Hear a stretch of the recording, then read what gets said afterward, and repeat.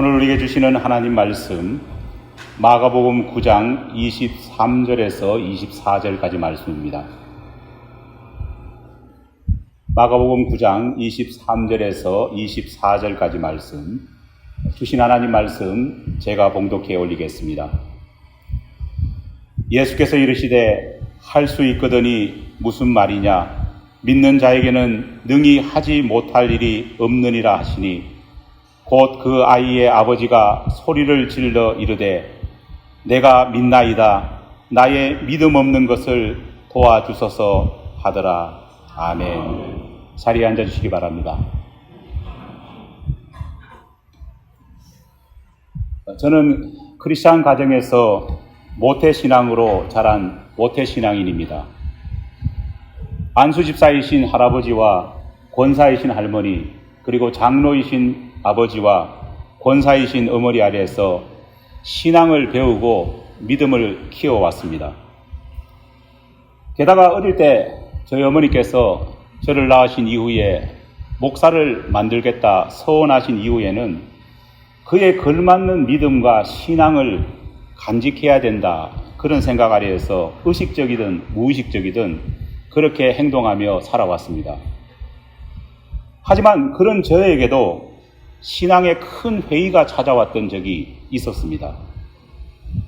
고등학교 시절이었습니다. 어느 날 문득 이런 생각이 들었습니다.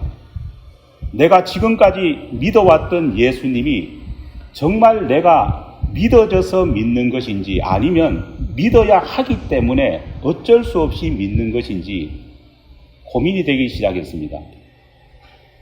당시 이 문제는 저에게 참 중요한 문제였습니다. 왜냐하면 신학대학으로 진학하라는 어머니의 권유가 있었기 때문에 이 믿음의 문제를 해결하지 않고서는 도저히 신학교에 진학하더라도 그곳에서 살아남을 자신감이 없었기 때문입니다. 안타깝게도 고민을 하면 할수록 고민이 해결되는 것이 아니라 고민이 더욱더 깊어지고 믿음에 대한 자신감이 점점 떨어졌습니다.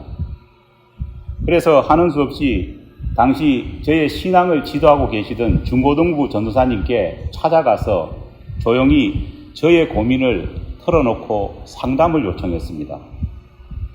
그런데 이 상담이 이상한 방향으로 흘러갔습니다.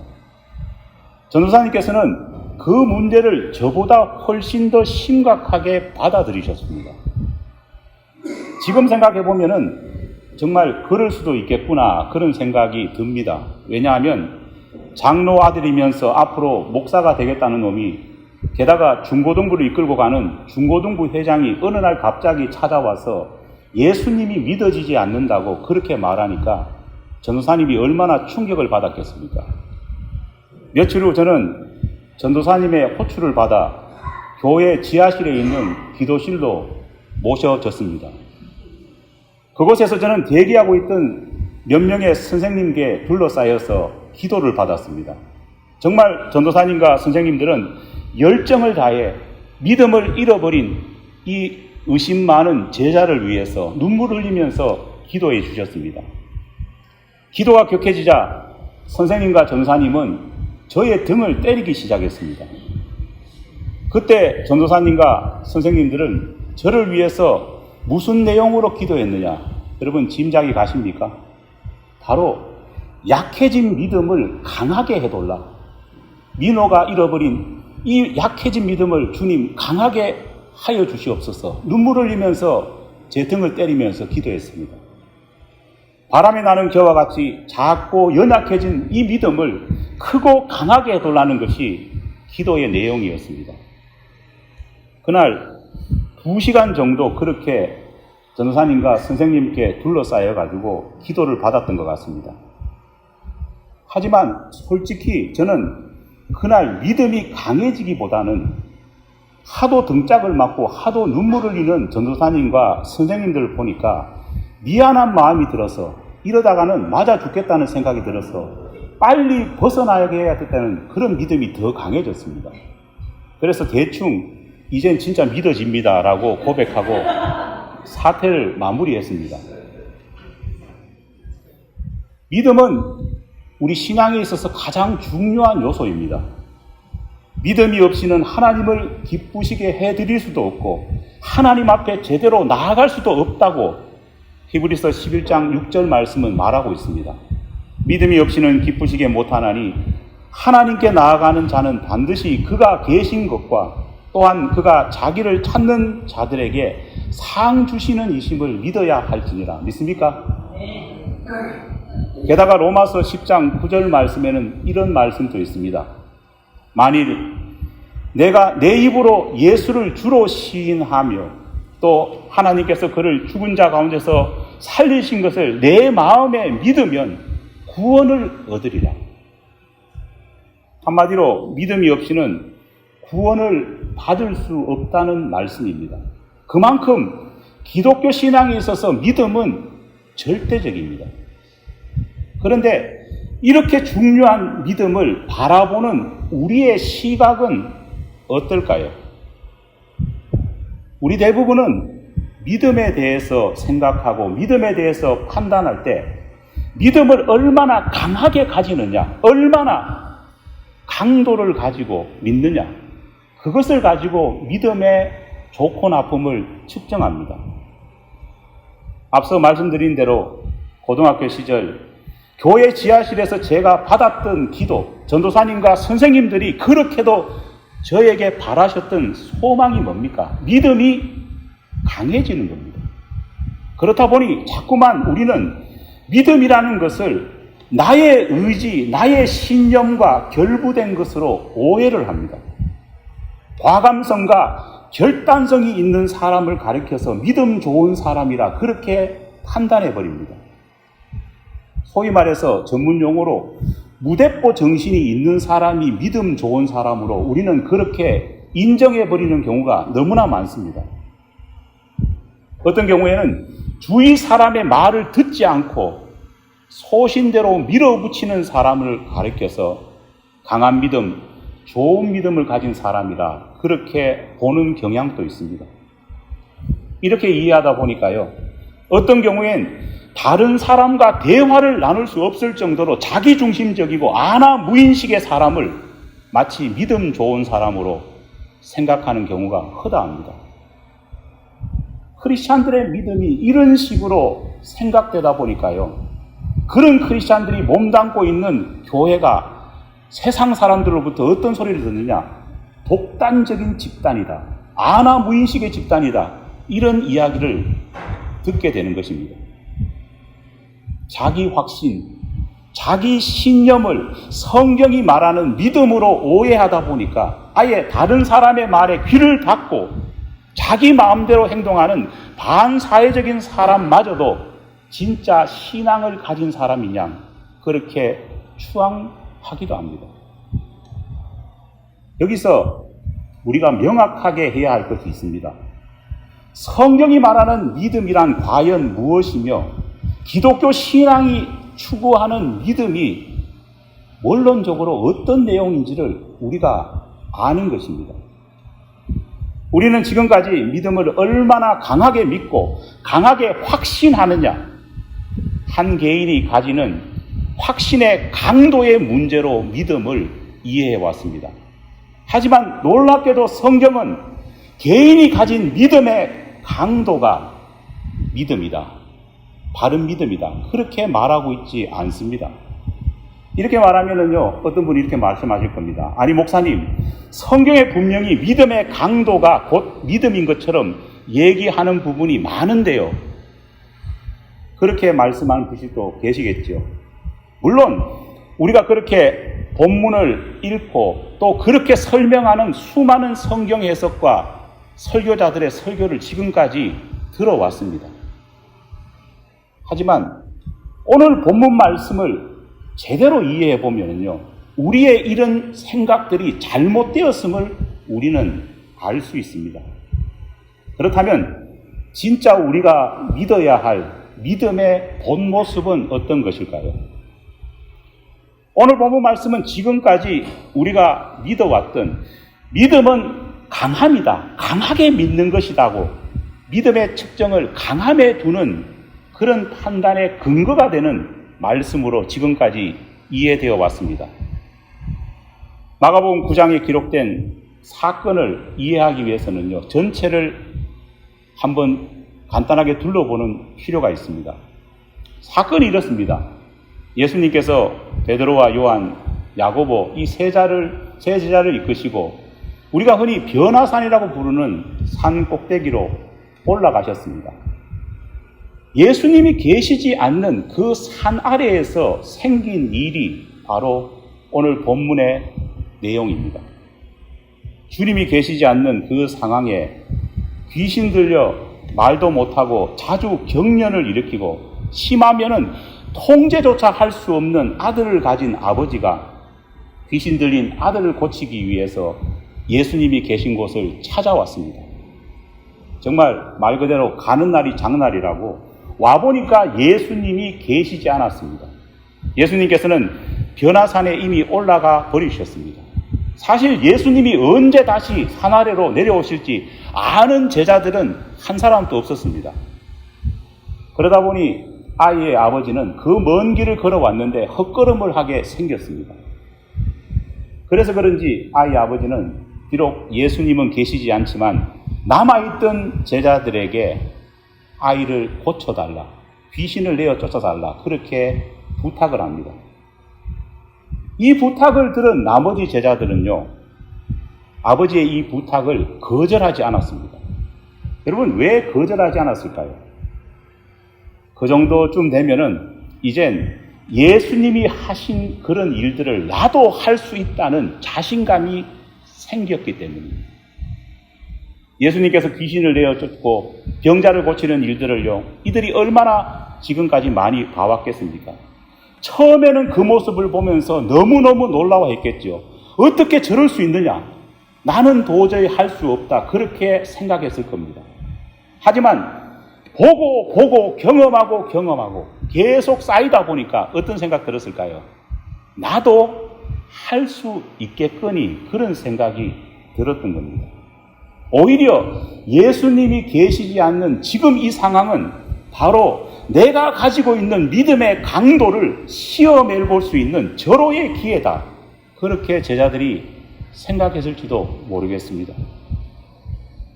그렇게 예수님 대신 귀신 들린 아이를 고치려고 시도합니다. 하지만은 마음먹은 대로 잘 되지 않았습니다.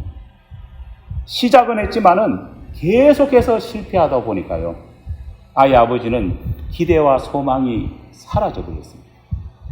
그런데 이런 진퇴양난의 상태에서 그 혼란 속에서 마침 주님께서 산을 내려오셔서 그곳을 도착하셨습니다. 우리 모두 예상하듯 예수님께서는 아이를 고치지 못한 이 제자들을 바라보시면서 주님은 그 아이를 거뜬히 고치셨습니다. 그렇다면 예수님은 고치시는데 왜 제자들은 못 고친 것일까요? 왜 나는 못 고치는데 예수님은 어떻게 고치실까? 이런 의문을 제자들이 당연히 품지 않았겠습니까? 이에 대해 오늘 본문과 동일한 사건을 병행 기록하고 있는 마태복음 17장을 보면 예수님께서 제자들에게 이렇게 답하십니다. 마태복음 17장 20절 말씀입니다. 이르시되 너희 믿음이 작은 까닭이니라. 진실로 너희에게 이르노니 만일 너희에게 믿음이 겨자씨 한 알만큼만 있어도 이 산을 명하여 여기서 저기로 옮겨지라 하면 옮겨질 것이요 또 너희가 못할 것이 없으리라. 이 말씀을 보면은 예수님께서는 제자들이 못 고친 이유를 믿음이 작기 때문에 그렇게 이야기를 하십니다. 너희 믿음이 겨자씨보다도 작으니까 이런 일을 못한다. 우리는 이 본문을 보면서 그렇게 이해해 왔습니다. 믿음의 자금, 믿음의 강도가 약했기 때문에, 의지와 결단이 약했기 때문에 너희가 못 고쳤다. 그렇게 지금까지 이해해 왔습니다. 역시 같은 사건을 기록하고 있는 누가복음 9장 41절을 보면 예수님께서는 제자들에게 믿음이 없어서 그렇다. 그렇게 말씀하고 있습니다. 예수께서 대답하여 이르시되 믿음이 없고, 우리는 믿음이 없고 믿음이 작다는 것을 믿음의 강도가 약했기 때문에, 믿는 신념이 부족했기 때문에 그렇다. 그렇게 이해를 해왔습니다. 여러분, 이 이해가 정말 바른 이해일까요? 사실 오늘 본문 말씀을 제대로 이해하기 위해서는요, 오늘 본문 말씀에 나오는 이 대화를 누가 누구에게 하고 있는지, 이 대화의 주체가 누구인지를 우리는 알아야 합니다. 오늘 본문 말씀의 대화의 주체는요, 사실 제자들이 아닙니다. 누구입니까?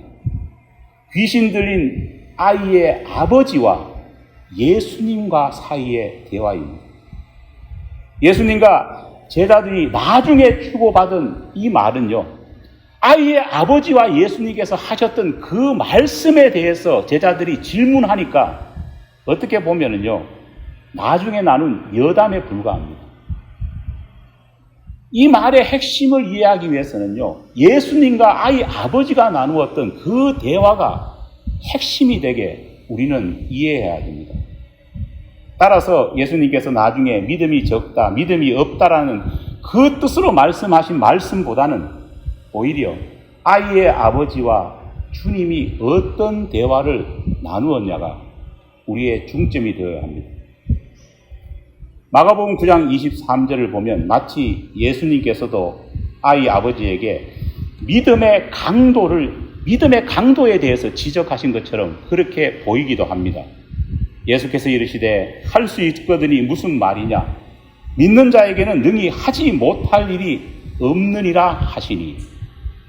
지금까지 우리가 가져왔던 선입견으로 이 말씀을 보면은요, 아이 아버지에게 믿음의 강도가 약하기 때문입니다. 그렇게 질책하는 것처럼 보입니다.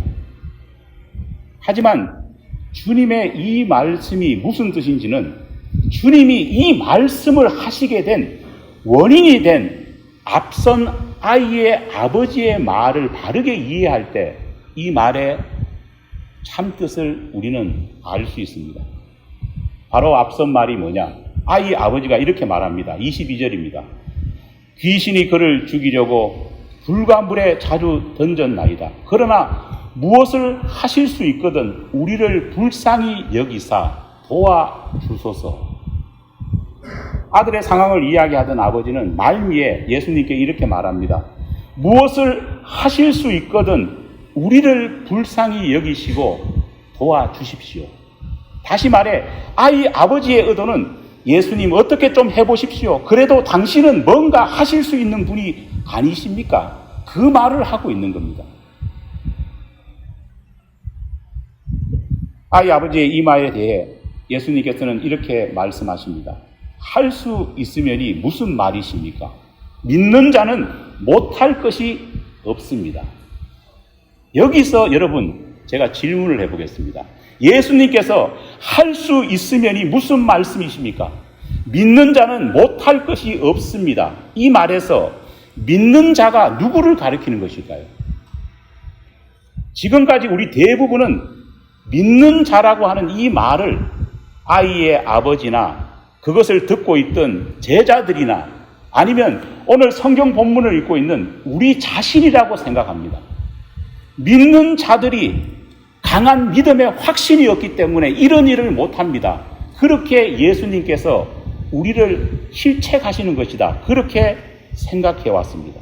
그래서 믿는 자는 못할 것이 없느니라 라는 이 말씀을 가지고 우리는 그래 더 강하게 믿어야지, 그래 더 확신에 차게 나아가야지, 그렇게 우리 자신의 믿음을 강해야 된다고 우리 자신을 실책하는 말로 우리는 이해해 왔습니다. 그러다 보니 자꾸만 믿음의 강함, 믿음의 크기에 대해서 우리는 집착해 왔습니다. 하지만 우리는 제자들처럼 노력했고 또 다른 많은 사람들처럼 믿음을 더 강하게, 믿음을 더 크게 노력을 해왔지만은요, 이상하게 노력하면 노력할수록 우리 믿음의 상황은 어떻습니까? 늘 부족하고 늘 형편없다는 자책감만 들 뿐입니다. 그러나 이 본문 말씀이 믿는 자에게는 능치 못할 일이 없느니라고 하는 이 말씀에 믿는 자가 아이의 아버지도 우리도 제자도 아니라는 겁니다. 문제가 이렇게 발생한 이유는요, 우리말 성경이 많이 헷갈리게, 오해되게 그렇게 번역되어 있습니다. 그렇기 때문에 예수님이 말씀하신 믿는 자가 누구인지에 대해서, 이 믿는 자가 가리키는 말이 대상이 누구인지에 대해서 우리가 많이 헷갈려 왔습니다. 하지만 원어 성경은 명확하게 우리에게 이야기해 주고 있습니다. 아이 아버지가 말합니다. 당신은 뭔가 하실 수 있지 않습니까? 뭐든지 저와 아들을 위해서 좀 해보십시오. 말합니다. 아이 아버지의 이 요구에 대해서 예수님께서는 하실 수 있다면 이 무슨 말입니까? 믿는 자에게는 능히 못할 일이란 없습니다. 여기서 우리말 성경에 생략되어 있는 호칭이 있습니다. 그것은 바로 믿는 자에게는이라고 하는 이 말 앞에 붙어 있는 호칭이 생략되어 있습니다. 무엇인지 아십니까? 좀 더 원어에 정확하게 번역해 보면 예수님의 말씀은 이렇습니다. 하실 수 있다면이 무슨 말씀입니까? 당신이 믿는 자, 다시 말해 나 예수에게는 능히 못할 일이란 없는 것입니다. 원어의 말입니다. 여러분, 지금까지 우리가 믿어왔던 뜻과 완전히 다르지 않습니까? 저를 위해서, 우리 아이를 위해서 뭔가 좀 해주십시오. 당신 뭔가 좀 해보십시오. 하실 수 있다느니 무슨 말입니까? 당신이 믿는 자, 바로 나 예수에게는 능치 못할 일이 없습니다. 그 뜻이 오늘 본문의 원래 뜻입니다. 여러분, 믿음이란 예수를 믿는 것이지 병을 고치는 기적을 믿는 것도 아니고 병 고침을 받는 당사자의 믿음의 크기가 얼마나 큰지를 믿는 것이 아닙니다. 환자를 위해서 중보기도하는 주변 사람들의 열망이 얼마나 크고 간절함이 얼마나 큰지가 믿음의 핵심 요소가 아니라는 겁니다. 우리는 오해하지 말아야 합니다. 오늘 본문 말씀이 분명히 말합니다. 우리의 믿음의 대상은요, 예수를 믿는 겁니다. 기도를 얼마나 열심히 하고 기도를 얼마나 강하게 하는 인간을 믿는 것이 아니라는 겁니다. 오늘 본문에 이어서 나오는 마가복음 10장에 보면 소경이 눈을 뜨는 역사가 예수님을 통해서 이루어지는 이야기가 나옵니다. 우리는 그냥 성경을 읽을 때 이야기의 마지막 부분인 주님께서 말씀하시던 그 내용을 원래 하던 선입견으로 읽다 보니까 소경이 가진 믿음의 크기나 소경이 가진 믿음의 강도가 마치 소경의 눈을 뜬게 한 것처럼 그렇게 생각합니다. 강한 믿음을 가지고 있으면 소경도 눈을 뜰 수 있구나. 나도 강한 믿음을 가져서 못할 일 없게 나도 능력을 받아봐야지 생각 가집니다. 예수께서 이르시되 가라 내 믿음이 너를 구원하였느니라 하시니 그가 곧 보게 되어 예수를 길에서 따르니라.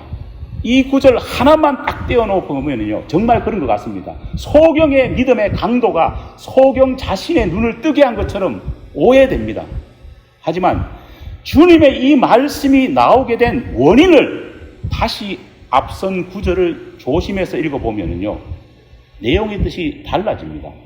앞선 51절입니다. 예수께서 말씀하여 이르시되 내가 무엇을 하여 주기를 원하느냐? 맹인이 이르되 선생님이여 보기를 원하나이다.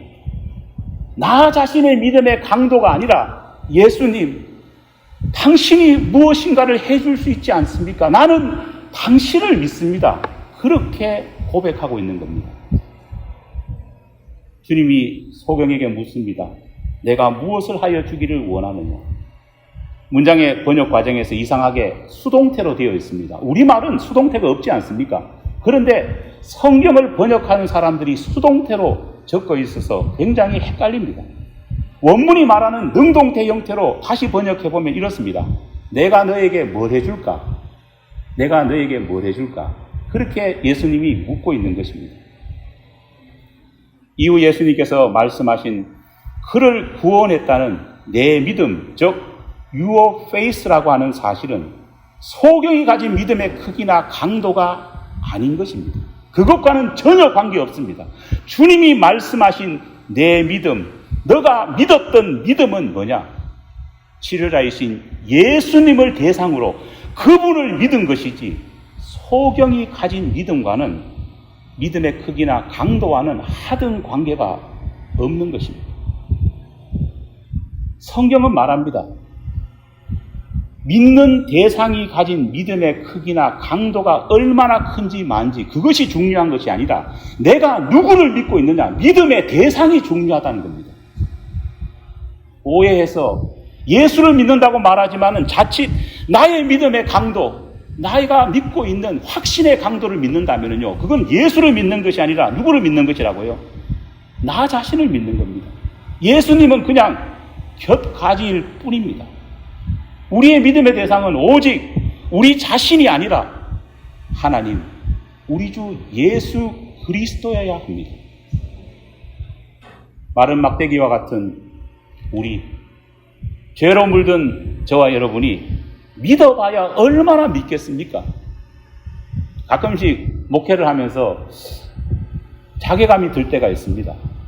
목사라고 하면은요, 믿음이 엄청 큰 줄 알고 많은 교인들이 생각합니다. 제가 한국에서 큰 교회에서 목회할 때는요, 교구 목사를 했는데 저도 감당 못할 고민들을 저 앞에 털어놓는 교인들이 있습니다. 들어보면 저도 감당이 안 됩니다. 그런데 목사님은 다 하실 수 있지 않습니까? 그런 기대를 가집니다.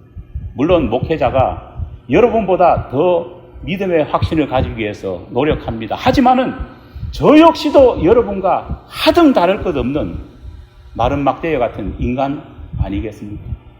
인간의 믿음이 아무리 커봐야, 인간의 믿음의 강도가 아무리 세봐야 얼마나 세겠습니까? 도찐 개찐일 뿐입니다. 진정한 믿음은 내가 가진 믿음의 상황, 내가 가진 믿음의 정도가 아니라 믿음의 유일하신 대상인 하나님, 우리 주 예수 그리스도께 우리가 얼마나 내어 맡길 수 있느냐가 믿음의 핵심입니다. 좋은 믿음의 결과는 뭐냐? 우리는 자꾸 오해합니다. 내가 열심히 기도하고 강하게 믿어가지고 내가 원하는 바가 그래도 100% 가까이 이루어지는 것이 좋은 믿음이라 그렇게 생각합니다. 하지만 그렇지 않습니다. 진짜 믿음은요, 내가 기도한 내용이 어떠하든지 간에 하나님은 내 마음을 넘어서서 나를 더 사랑하기 때문에 내게 주어진 결과가 가장 좋다는 것을 받아들이고 인정할 수 있는 믿음이 어떤 믿음일까요? 그게 진짜 믿음이라는 거예요. 내가 원하는 대로 다 된다고 그것이 믿음이고 그렇게 이루는 것이 내 믿음의 강도라고 생각한다면 나를 믿는 것이죠. 하지만 나보다 나를 더 사랑하시고 나보다 나를 더 아시는 하나님이 주시는 결과를 묵묵히 받아들이고 그 결과가 어떠하든지 간에 다시금 주님 앞에 내 삶을 내어놓고 맡길 때 그 사람이 진정한 믿음의 사람 아니겠습니까? 사랑하는 여러분, 내가 믿음의 대상이고 내 생각대로 그대로 이루어지는 것을 가장 좋은 믿음의 결과라고 생각한다면요, 그런 사람은 예수 믿는 사람이 아닙니다. 예수가 아니라 누구를 믿는다고요? 자기 자신을 믿는 사람들입니다. 참된 믿음은 무엇을 얼마나 세게 믿느냐가 아닙니다. 참된 믿음은 누구를 믿느냐가 중요합니다. 다시 말해, 내가 바라고 원하는 것이 그대로 이루어지지 않는다고 할지라도 내가 지금까지 알고 믿어왔던 예수님이 어떤 분이신지를 알기에 그분이 나에게 주시는 모든 결과가 내 생각을 넘어선 것이라는 것을 확신하면서 실망하지 않고 주님 앞에 더욱더 한 걸음 더 나를 맡기는 것이 믿음의 핵심이고 그것이 가장 좋은 믿음입니다.